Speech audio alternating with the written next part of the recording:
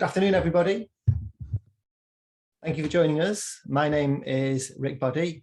I'm the Group Director of Research and Innovation at Manchester University NHS Foundation Trust. I'm also the Industry Lead for the Biomedical Research Centre, and I'm the Lead for Business Engagement at the School of Medical Science with the University of Manchester. It's a real pleasure to introduce this event, which has been very well organised by our innovation team, led by Joanne Thomas. Welcome, thanks for sparing your time. A bit of housekeeping first of all, before we get started. This is a Zoom webinar. If you could just keep your cameras and microphones off while the faculty are talking, that would be really helpful. We are recording the event today, so we infer that you're happy with that, and we will make the recording available to others after this event is finished.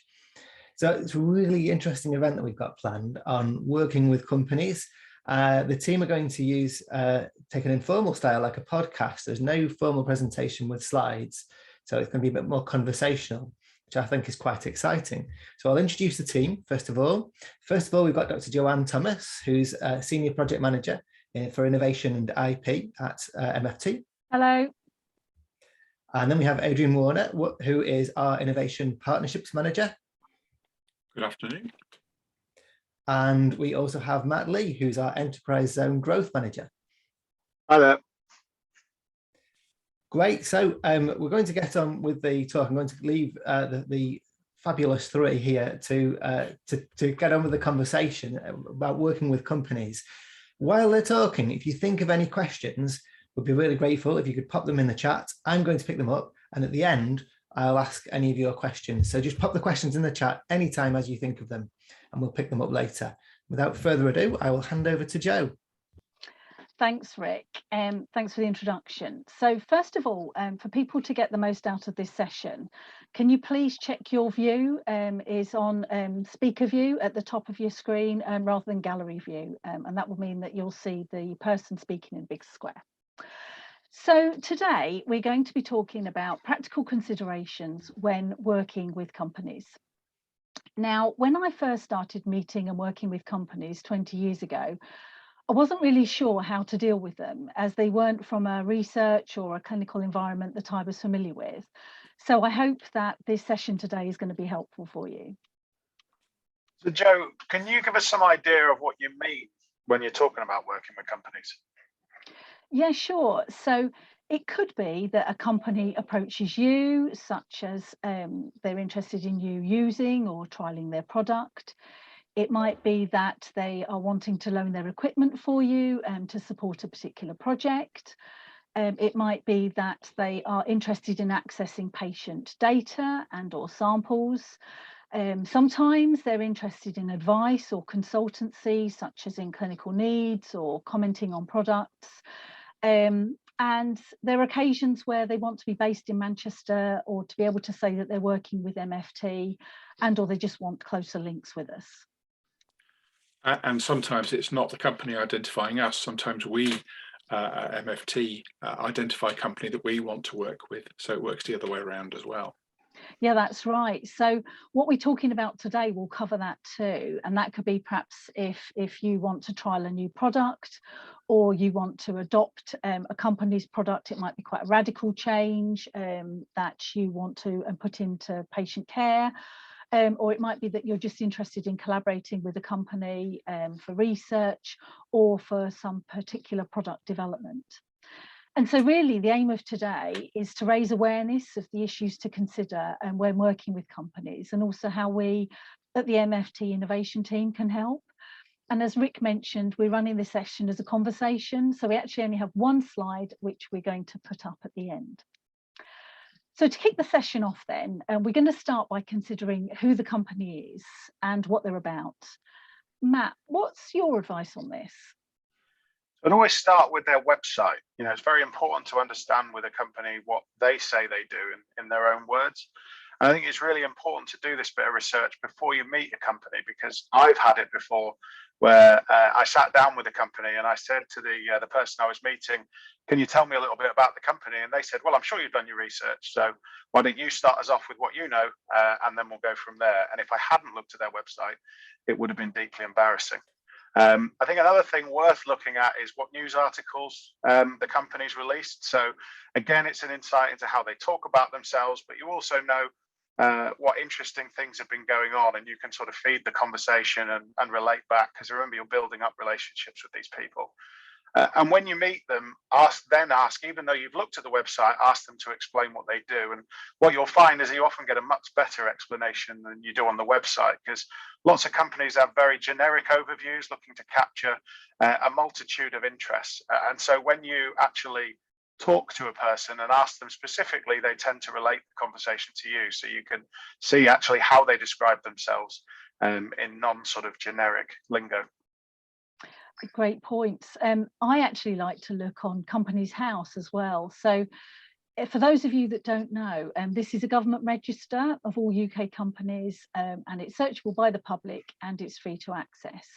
And this actually is a really good source of information. You can get information on how long the company's been going for, the key people, as in the officers of the company, who controls the company, and because sometimes it's another company rather than individuals.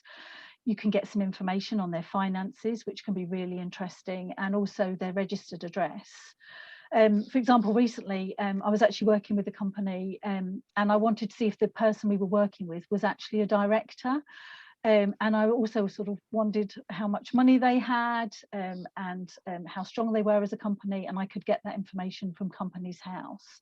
But if you're unsure about this, then we can help you to gain this information. The other thing to mention is if you're working with a big global company, then they're likely to have various subsidiaries for different territories. So there is Arthrex UK, there is Arthrex Inc. in the US, there is Arthrex GmbH in Germany. So if you're dealing with a big one, then it is worth asking who you're actually dealing with. But I would also say that asking all this, it's not foolproof. We were in discussion with the company recently. We were in a meeting with them, and it came to light that actually the person we were dealing with actually wasn't employed by the company that we thought we were talking to. There were two companies that were really closely linked, and actually that was a surprise to their solicitor too. Adrian, what do you think about when a company approaches you?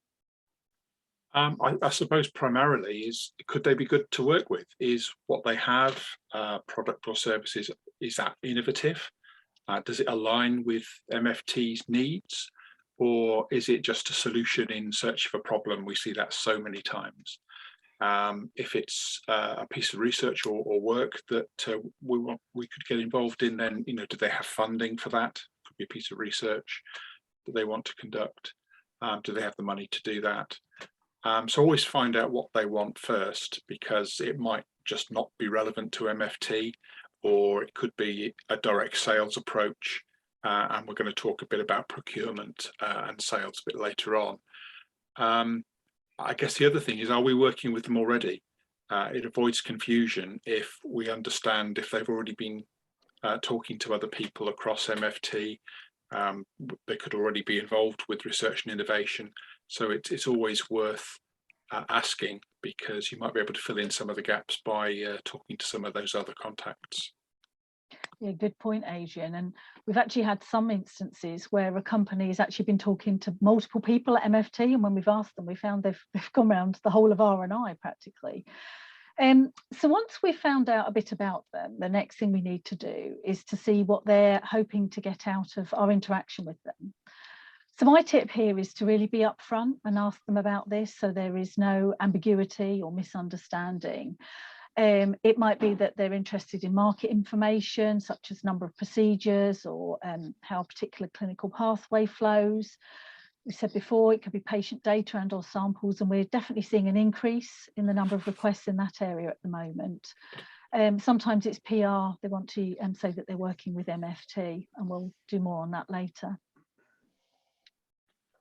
And sometimes I've said they might just be after direct sales. So we're going to be talking about procurement, but be aware if you get approached and it's obviously a sales approach, then understand that there are public sector rules and local financial instructions that we need to follow as an organisation. They might be testing their product or looking to undertake research. They might be looking to gain clinical knowledge or get advice. And I think the important point is that the nature of the relationship between you affects the processes that you need to follow.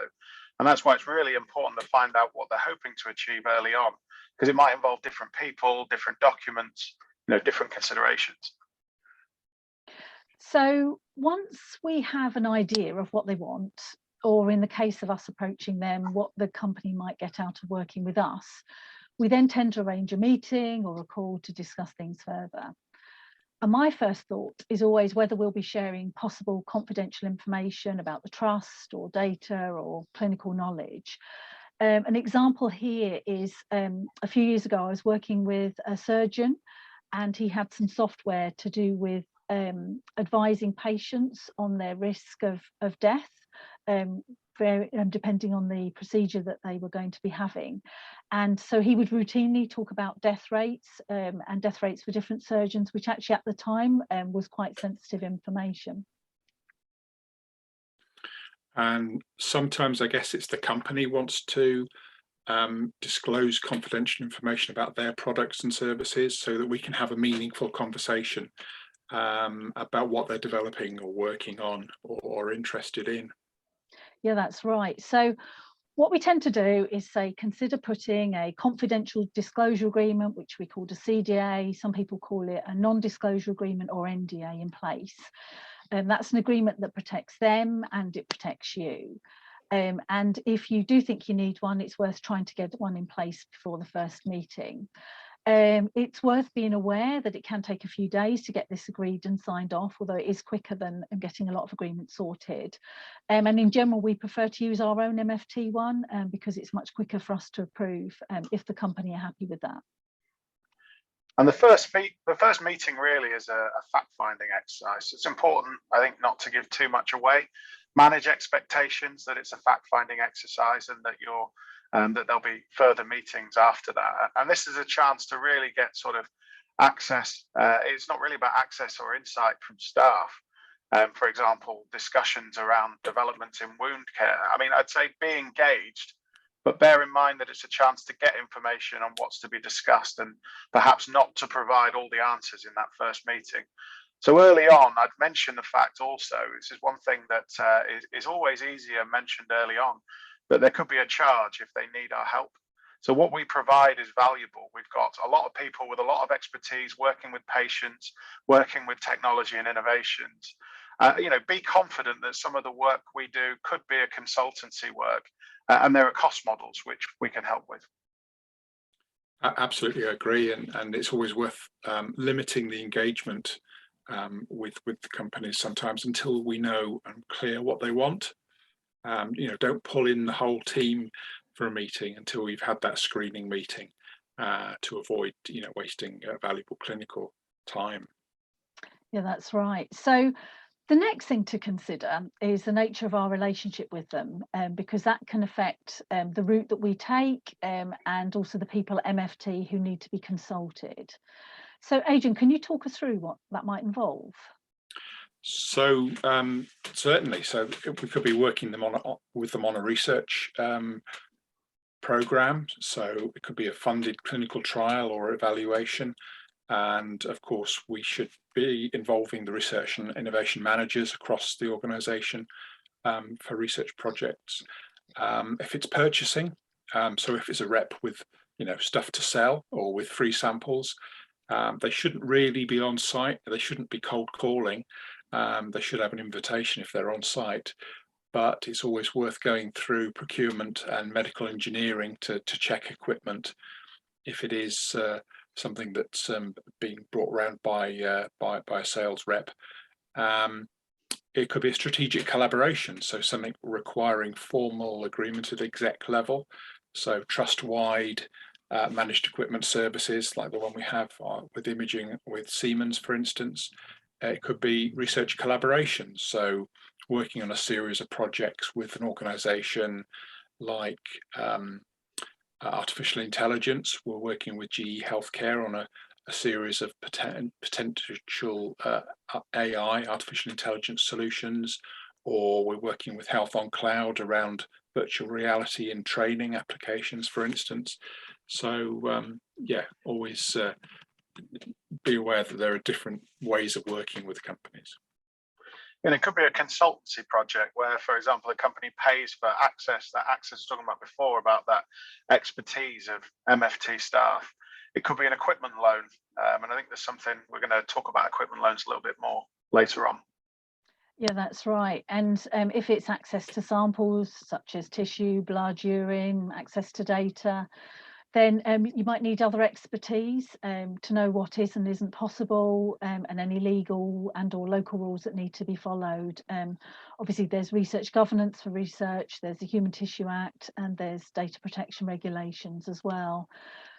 And if you're collaborating to develop something new with a company, let's say it was an AI model to predict patient outcomes, or you were conducting some exploratory research that might lead to a new diagnosis or diagnostic test, then in these circumstances, it may be that you're creating something commercially valuable, and some intellectual property might come out of it. And our innovation team can give advice on dealing with this.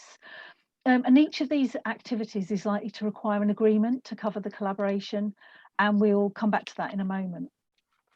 So let's pick up on the situation where a company is loaning equipment or providing free samples. And that might be because they want a clinical opinion on their kit, or maybe they want MFT to help out with the project. And they see this as a good way of improving their relationship with MFT. For example, we had a research project recently where a company was lending a portable version of its kit for free as part of ID Liver. Adrian, what do we need to consider in that instance? Well, I suppose in that example, it was a piece of equipment that had already received regulatory approval. So it was CE marked for the use we were putting it to. It was in scope for the research program. It was being provided free of charge as part of that research. And we did mean, though, we had to put it through the local policy in terms of new pieces of equipment, so that there is a medical device management policy in place available on the intranet, and that does step through the things that we need to consider. Things like if it's pre-sales, then there's a pre-acquisition questionnaire. There's master indemnity agreement requirements, so that we're indemnified and protected to use pieces of equipment. It may be that electrical testing or decontamination is required to use those pieces of kit. So it's always worth referring to that policy. That's quite a useful document. I guess over and above that, it's consideration of what the purpose of the equipment is for. So if it's, for instance, try before you buy, then we need to make sure that there aren't any strings attached to that. And it's always worth checking with procurement and e-commerce department before you accept pieces of kit, free samples. And it's probably also worth mentioning that there are standards of business conduct and hospitality across the organisation. That's part of mandatory training for Band 7 staff and above, certainly. Yeah, and it's probably also worth pointing out that business gifts cannot actually be accepted unless they're very low value items. So diaries, calendars, pens. I think the threshold amount is about £6. So having covered things to consider with equipment loans or free samples, let's now pick up on what we said earlier about what you are doing with the company affects the agreement or the agreements that might need to be put in place. Matt, what are your thoughts on this? I think an important consideration is that most things have been done before. So based on previous experience, it may be that you're coming up with a new test or a new piece of equipment or a new innovation, but it's rare that you're coming up with a process that's completely different from what's been done before. So there'll always be somebody who will know about the potential pitfalls that you can reach out to. Yeah, that's right. So I think what we normally say is the first point of contact should be the Research Contracts Office, because they can provide confidential disclosure agreements for research discussions, collaboration agreements, subcontracts for services. So if MFT is paying a company to do some work such as app development or product design, they can help put clinical trial agreements in place if you're testing a company's drug or device or a diagnostic test. They can review funding agreements if you're getting funding from different sources. There are material transfer agreements and also data sharing terms that can cover off GDPR. And then there's also consultancy for certain research purposes. And I guess sometimes there's a bit of a blurry edge between research and innovation. So we get involved in organising agreements as well, don't we, Jo? Yeah, that's right. So there is definitely some overlap between us and the Research Contracts Office, and we work really, really closely with them. In general, where a project involves an innovation rather than just standard research, and or there's some intellectual property being generated, then it is something that we would get involved with. So we can actually be involved in all of the agreements that we've just mentioned. And other instances where more than one agreement's needed? Yeah, certainly. So it may be that you've got some research funding, so there's the funding agreement from the funding body. You might then need a collaboration agreement with one company that you're working closely with to actually run a project, and then it might be that you need a subcontract for another company that's just doing a sort of a small piece of discrete work. It's probably worth saying it can take a few weeks to sometimes several months, and it has been known to take more than a year in certain instances to negotiate an agreement. And that really depends on the complexity and the responsiveness of the organisations involved. What I would say is it's worth finding out who the decision maker is early on. And it's also worth bearing in mind that most MFT staff aren't signatories, authorised signatories to agreements. We would normally be asking the managing director for research and innovation, or perhaps even sometimes the CEO, depending on the level of the contract, to sign it off. And really, if staff are signing agreements, it's normally only just to confirm their understanding in certain instances. So moving on from agreements, you also need to consider if we'll be buying something from the company, whether that's now or in the future. Adrian, do you want to talk us through this? Yeah, absolutely. So it's worth just saying that MFT has to follow local policies. So there are trust standing financial instructions, and under law, there's the public contract regulations as well. It's also that some products might fall under an existing procurement framework agreement, so i.e. they're already available to the trust at a pre-negotiated price. So it's worth knowing about that.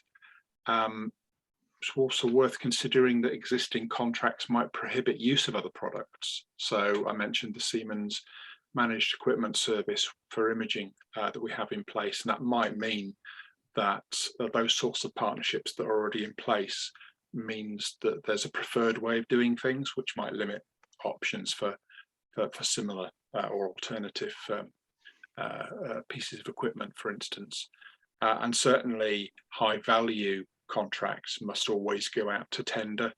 So absolutely seek advice from procurement and e-commerce departments. So they have a contact email address, purchasing@mft.nhs.uk, or approach the innovation team and we'll help signpost and get that advice for you. Yeah, thanks, Adrian. So the next important thing to consider is your costs in working with the company. So Matt, what are your thoughts on this?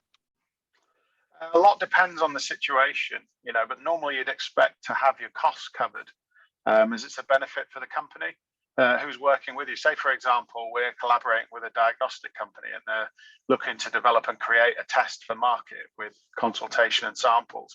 Examples of costs could be things like, your time, your colleagues' time, other resources. And you also charge overheads depending on the nature of the work and whether it's got a commercial value as opposed to a research value as well, because a commercial value can sometimes be quite high. Yeah, so in terms of actually getting the values for those costs, sometimes it will be the research and innovation managers who can help with the costings if it's more of a research project. With help from the finance team, sometimes where there's commercial collaborations, our team sometimes gets involved in determining the possible costs that incur, and again we work with finance as appropriate. And I guess sometimes we can provide help and be able to commit time to evaluate stuff for free. For instance, if it's a project going through our new innovation adoption hub, our innovation hub, then and if we want to adapt an innovation that's already proven for use in MFT, which could save costs, improve efficiencies, it may be that we can commit time to evaluate that for free and adapt that innovation for free, but it would need to go through that formal innovation hub process. But there are lots of other ways of looking at technology and supplying help. So it might be, as you say, a contractual fee-paying arrangement to provide evidence to that company, and that could be provided, that support, through our diagnostics and technology accelerator through DETA, or if it's already proven, as I say, through the innovation hub, if it meets our needs. So moving on, another thing that often comes up is that companies want to say they're working with MFT. For example, they might want to put something on their website or release a news story or do other PR. Joe, what are they allowed to do? So it can depend on how they're working with us and what agreement is in place, because sometimes the agreement actually states what is and isn't allowed. And although in general, the agreements tend to say that permission is needed for anything, it's worth bearing in mind that NHS organisations cannot actually promote products, but they can report factually on them. So they can say, we use this product and this was what we found as a result. Other organisations shouldn't use our trust name and or our logo without permission. And sometimes agreements actually cover approval of comms specifically. So if you've got funding from somewhere, it can be part of the funding terms. Sometimes the wording needs to be agreed in advance, and sometimes there is specific wording that needs to actually be mentioned when you're talking about a project.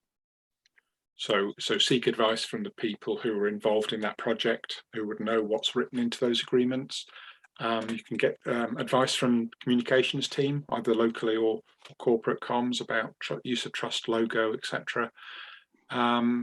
And sometimes other teams would need to check content. We've mentioned before about the innovation team checking information around intellectual property and confidential information to the trust.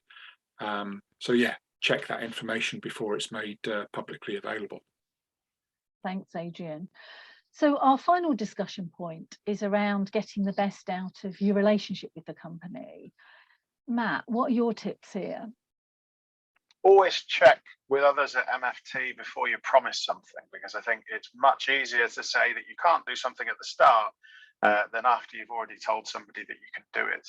And trust is the kind of foundation stone of every relationship, and it's exactly the same with businesses.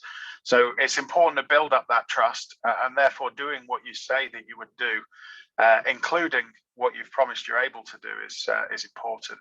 And it's also important, I think, to consider that a no can be as valuable as a yes. If you can say no to something early on, whilst that might not be the answer they were looking for, businesses can take that. And it may be that you can then build your relationship further and look at other things that they might be interested in. Yeah, and I think what I would add is to check your understanding of what the company's looking for, and ask why when they say they want something in particular. Sometimes we found that companies have asked for something that we've actually found quite difficult to give to them. And when we asked them why, it was because they had a particular way of thinking about things, and we could actually meet their requirements by doing something differently. So it's really, really important to talk, not just to email. You get much richer information, you can clarify understanding as you're going along, and you're more likely to have misunderstandings if you're talking. And the other thing I'd like to say is I've been reflecting generally on all the companies I've worked with over the years, and I think the common thread when we've worked well together has been good communication, and also doing what you say you're going to do. So if a company are not good at this, then I personally would certainly think twice about working with them. Absolutely, and I guess one thing I'd add is once we've worked out and you've had those communications, you've worked out what the ask is to summarize those discussions in writing, especially if it's a no, to get that clarification, because sometimes companies can be persistent. But those summary discussions can provide clarity and be a basis for ongoing work with the organisation. So there could be projects, it could be input into grant applications and contracts. So that written summary is critical as well. Yeah, absolutely. So I think it's time that we now summarise our points before we take some questions. So I'm just going to share my screen with our summary slide. Adrian, can you kick us off with this? So yeah, I think the first thing we spoke about was who are they? So to work out what the company do and what they might be talking to us about, then you can search them on the internet, of course. You can check with Companies House, and of course you can always ask them. And at this stage, try and work out, when you do talk to them, who else at MFT they've already been speaking to, because that might help fill in some of the gaps. Second thing we spoke about was understanding what they're getting out of working with you. So that could be, kudos and reputation. It could be contacts and information. It could be sales. It could be knowledge about how things are done at MFT or within the NHS, and that links into our intellectual property, so awareness of what would be considered intellectual property. It could be trials, so they could be getting evidence to support their product or service, and of course we would want to do appropriate research and evaluations as well to help them with that. I think the third thing we spoke about was that sharing of confidential information and use of confidentiality disclosure agreements, or non-disclosure agreements as they're sometimes called. Jo, can I pass to you? Sure. So point 4 is consider how you're working with them. Are you doing research? Are you collaborating? Are they after consultancy? Are you subcontracting work to them, sharing materials or data, getting funding with them or sharing funding with them? Because that affects what rules you need to follow and who you might need to consult with. Point 5 is, are they loaning equipment or providing free samples? And if so, then do look at the medical device management policy. Point 6 is, do you need a contract or an agreement? The answer is pretty much probably always yes. Research office are a good first point of contact. The innovation team, we also link in quite closely and can help with agreements. And then you might need to consult with medical engineering and procurement as well for devices, and if there are potential procurement issues. And then point 7 is, could you end up buying from the company? And again, just seek advice from procurement and e-commerce before you proceed. So number 8, are there costs of working with the company? It might be for time, resources, access to samples, data, expertise, things like that. Number 9, does the company want PR about working with MFT? Always contact the relevant comms teams. And finally, number 10, how to get the best from your relationship. So make sure that you check before you promise things. Build up trust, check understanding. Yeah, basically just always make sure that you're in a position to get the best out of any relationship. I'll stop sharing my screen. Great. So I think, if you're being approached by companies, you can direct them to our innovation team. We can do some initial screening for you to save you some time and work with you through the process. And we can also signpost you to other MFT teams, involve other teams across the organisation where necessary. Yeah, and as a final point, I'd like to say, please don't feel intimidated or overwhelmed by all the things you need to consider. We're not expecting anyone to be experts, and we are here to help. Also bear in mind that when you're talking to a company, you are talking on behalf of MFT.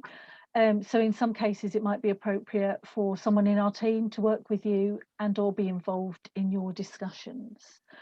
So I think we've reached the end of our conversation.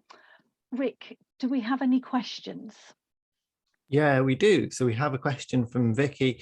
who finds that managing expectations with companies is absolutely key. So how do you deal with the frustration that companies experience at the processes and time it takes to progress in the NHS? And that particularly relates to SMEs. Managing expectations. Matt, do you want to take that, or do you want me to answer that? No, that's fine. I think it's something that it's a really good question, actually, and it's something that I come up against quite a lot. The first bit to note, I think, is that a lot of companies are aware that working within the NHS can be a kind of slow process to build up, and it does take time.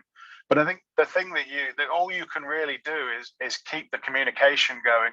You've built up that trust. Let them know, manage the expectations from the start as to how long it can take for things to happen, and then keep going back to them. So I've had conversations that have been going on for over a year. And because I keep going back to the company and letting them know where I'm up to and keeping them updated, then they're a bit more understanding. And it's not to say that they won't get frustrated and look elsewhere, or that it might not meet their timelines.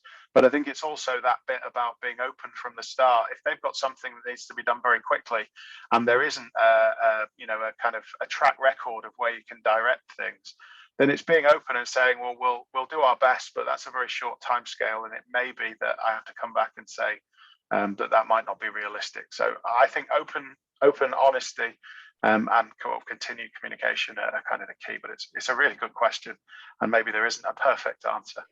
No, and it's that understanding, isn't it? So I think very often, sometimes you don't speak the same language. Sometimes companies don't understand the complexity sometimes of the structures and the ways of working within the NHS. But certainly the NHS does need to improve in terms of adopting innovation, and that's one of the reasons that we've started this initiative around the Innovation Hub, to embed some knowledge and best practice around taking proven innovations and putting them into practice. So yeah, there's an awareness we do need to get better at those things, but develop that understanding and manage the expectations as best you can through dialogue.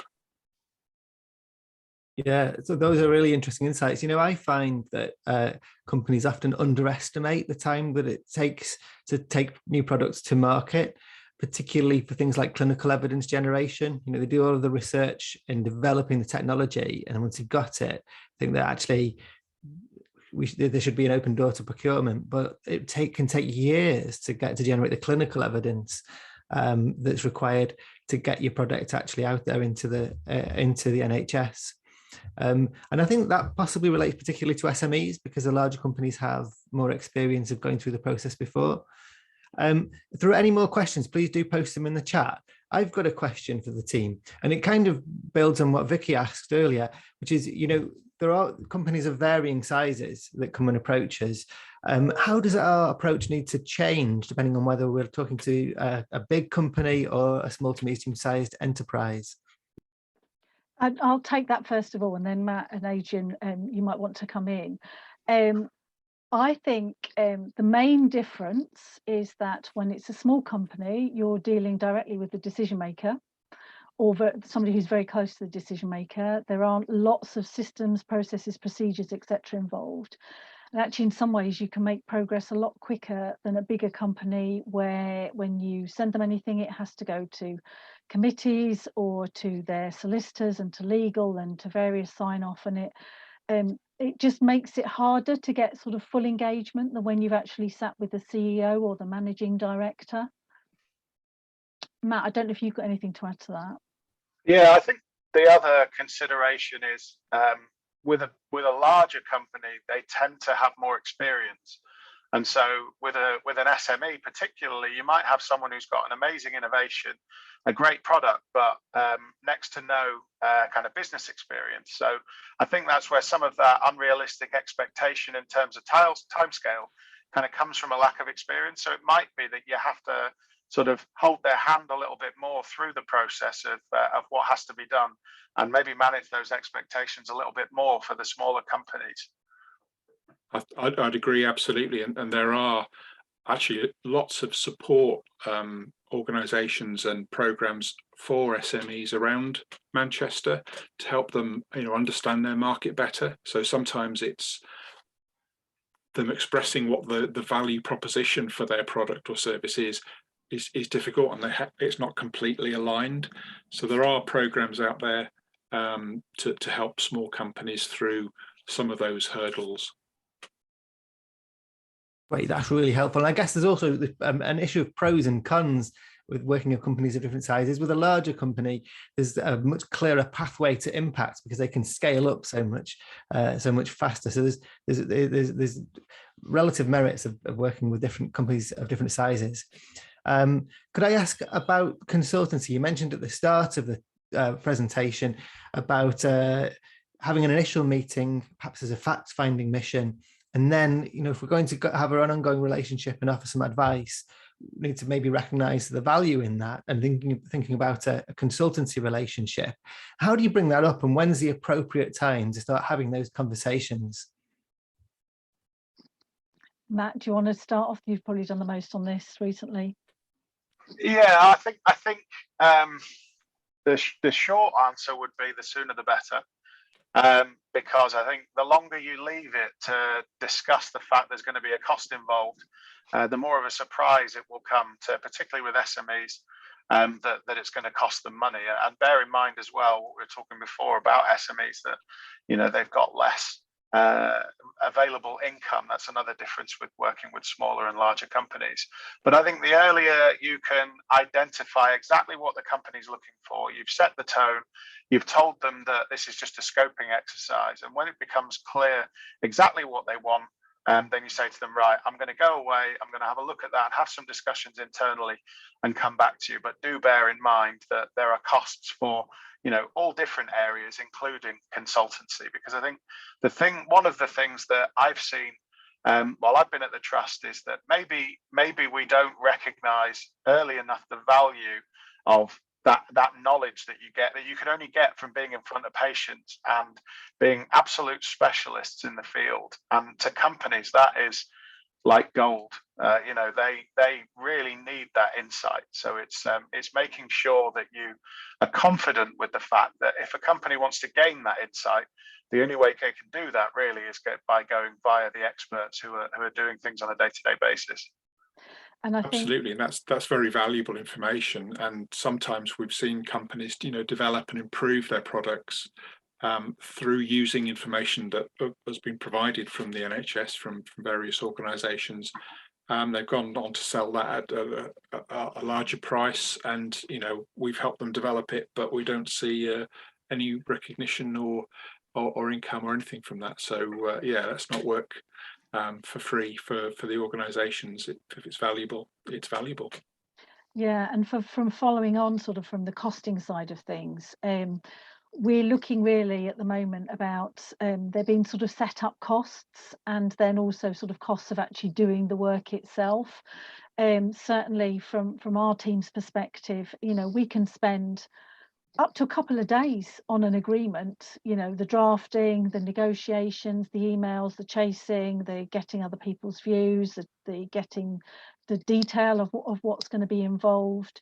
And obviously there's a cost to all of that, as well as cost to internal meetings, getting advice from colleagues and so on. So we are looking at costing that sort of information in.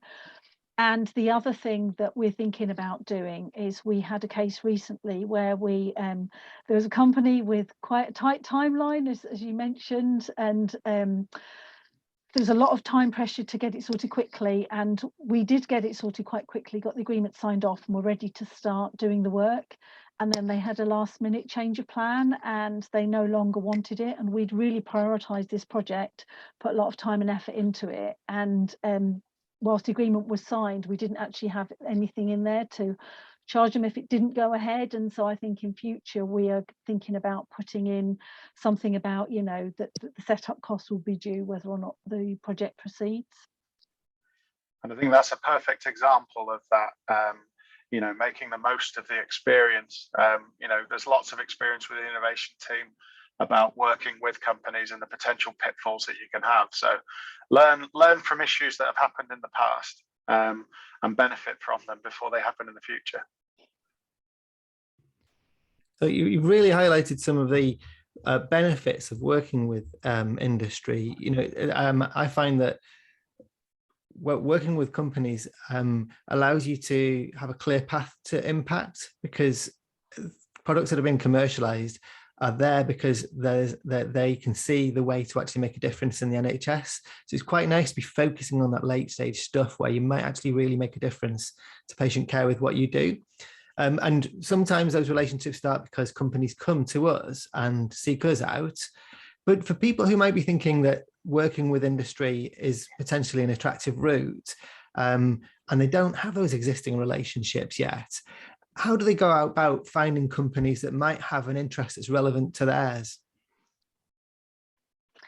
That's a good question. I think it's a mix of research, as in, just general internet searching, and asking around, asking other people, if it's a particular clinical area that you're interested in, then, who else has products in that area? Or are there, Matt was talking about company news, are there companies in the news at the moment? So currently there's a lot of interest in digital health and wearable tech. And, if you Google that in terms of company news, you'll start to see which companies are appointing people in that area and starting to look in that area. It might be that we know people, or we know people who know people. There's no clear thing. I mean, obviously, there are also conferences. I know not many of us have been to those recently, but if you do ever get hold of delegate lists, then that can be quite a good use of a source of information. Or it could just be that you've got conferences where you've got the company names, and you can then start to narrow it down and say, well, that's the sort of company that we're interested in working with. And the person we tend to look for is like the head of research or head of innovation or head of research and development. If they're a very big company, it's really hard sometimes to get the names of those people. You could try on LinkedIn. But the other thing is just to ring up and actually say, can I contact this person, or is there a general email address that we can use? But obviously, if you've got the name of someone, that's a lot easier than just going to a general email account. Yeah, and I think we're trying to be more proactive about it as well. So there are, for instance, NICE advices on medical devices and technologies, and there are guidance coming out from NICE all the time. So we're trying to work out the best way of being proactive and spotting some of those new technologies that are coming through. It's interesting that guidance on drugs and treatments from NICE tend to be mandated, but advice around medical technologies isn't mandated, and so doesn't go through formal pathways of assessment in the trust. So we're trying to get better at assessing those things and doing horizon scanning from those national organisations as well. Yeah, and I spend quite a bit of my time doing inward investment work as well. And one of the questions that I get asked for by Department for International Trade, for example, or as part of delegations when we're looking at attending conferences, is what is it that MFT are specifically looking for? And so I suppose if someone's got an idea about a particular area of innovation that they're interested in, if they get in touch with the innovation team and we're able to understand what it is that they're potentially interested in, then we can find companies at events who are outwardly looking to work with the NHS in the UK, and Manchester's a fantastic access point. And if you can find those companies and build that relationship, it's a fantastic hook for potential inward investment, where they actually look at putting people on the ground in our innovation district on the Oxford Road corridor, with City Labs and Manchester Science Park being home to over 150 science and technology companies. So we're always looking to take that up to 151, 152, etc. Those are really good points. And the 150 companies that we've got locally within MSP and Alderley Park are a really good resource, and possibly we could make more of that. So actually knowing, looking at who's actually already in Manchester working alongside us. Even at City Labs, we've got some great success stories. We've got Kyogen at City Labs 2, your Gene at City Labs 2, 1, and many others who have been very, very successful, and great potential for us to develop those partnerships. I guess last question that I have, please do put any more. We have got a few more minutes, so if you have a question, please do put it in the chat. My last question, a word on conflicts of interest. Working with companies, how do we make sure that we appropriately manage conflicts of interest? That's a really good question, and it's one that's actually come up quite recently. One of the consultants we're working with actually works with quite a large number of companies, and so it has become an issue in terms of making sure that there isn't a conflict. What we have, the approach that we've taken is to be, first of all, be open with companies. So, we're not working exclusively with you, work with other people too. The second thing is making sure you're aware of what's confidential, and therefore not telling one company another company's confidential information, even sort of indirectly. So you might be able to say, well, we're working with another company on a different drug, but sort of no more than that. Although actually some agreements will say you can't even mention that without going to the company first. I think it's also about then looking at the detail, excuse me, about what you're doing with them, and whether what you're doing with one company is actually going to overlap with another company and actually cause a problem. And therefore there might be instances where we actually have to say, which is why we were saying before about it's really important to know exactly what they want, what they're looking for, to then be able to say, well, actually we can't do that because there's something else we're working on that would be a conflict. In general, it's possible to say, be aware that we're doing this, working with other companies. If you're happy with that, then that's fine. If you're happy that we're sharing our information with more than one person, that's okay. And if not, then it's probably better to find somewhere else. But I think there will come a time where there is a proper conflict, and you just have to say, look, we can't do this. We're already committed to working with these people. Thanks very much. That's very, very helpful. And then, of course, if we are receiving any personal remuneration, you mentioned about gifts over £6. There is via the MFT intranet, you can declare interests. So there's a register which has to be updated annually if you have any declarations to make. Yeah, it's the Learning Hub. I think it's on the Learning Hub. That's where you do it. Thanks a lot. Great. So I think we're coming towards the end. Just to quickly say, there is a survey about this event, and we'd be really grateful if you'd take the time to fill it in at the end of the session to get your feedback about how this has been, and help us to shape future events. It'd be really helpful. I'd like to say thank you very much indeed to Joanne, Adrian, and to Matt for a fascinating session. I've really enjoyed it. I think you've given us some really excellent insights there into how to effectively work with companies.